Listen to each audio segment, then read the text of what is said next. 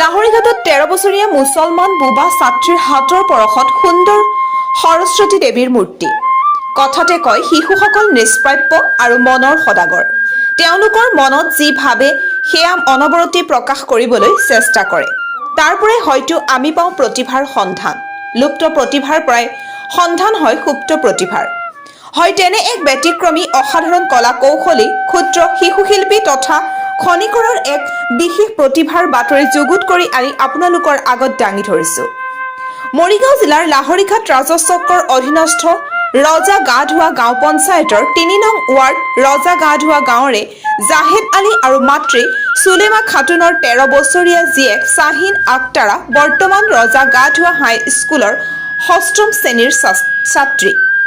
এইখিনিতে আপোনালোকক জনাই থওঁ যে শ্বাহিন আক্তাৰা এজনী মূকবধিৰ বুবা ছোৱালী। এতিয়া শুনক মূল কাহিনী। সম্প্ৰতি এই 13 বছৰীয়া শ্বাহিন আক্তাৰাৰ হবি হৈছে লিখা পঢ়াৰ লগতে ছবি অংকনৰ লগতে বোকা মাটিৰে সুন্দৰকৈ পৰিস্ফুটভাৱে মূৰ্তি বা পুতলা বনোৱা।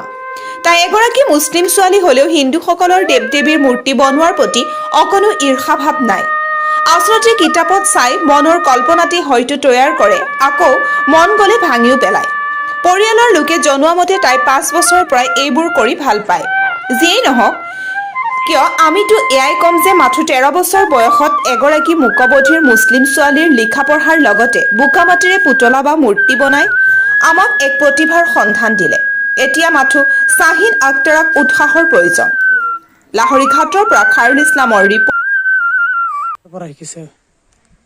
সৰুৰ পৰা বনায়, আমি কিন্তু বস্তুটো গুৰুত্ব নিদিওঁ।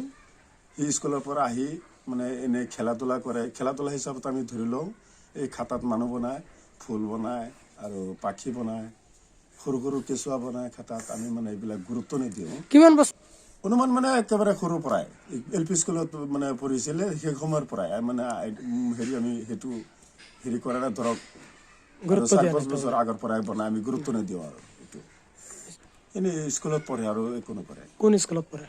এইটো চিনিয়ৰ মাদ্ৰাসাত এতিয়া কোন শ্ৰেণীত? 6 পঢ়ে। কথা ক'ব পাৰে নে? নাই, কথা ক'ব নোৱাৰে।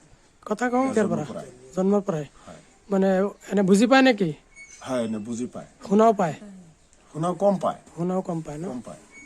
মানে লিখাত ভাল, পঢ়িব নাজানে। তাই ধৰিব লিখাত নোৱাৰে। ভাল। 6ত পঢ়ে ন? হয় হয় হয়। এই যে ভাল কাম কৰি আছে বাবে হয় হয়, এইটো আমি ভাবিছোঁ যে ভাল কাম কৰিছে। মানুহে শুনা পাইছে, পিকচাৰটো মানুহে লৈছে। হয়, আছে।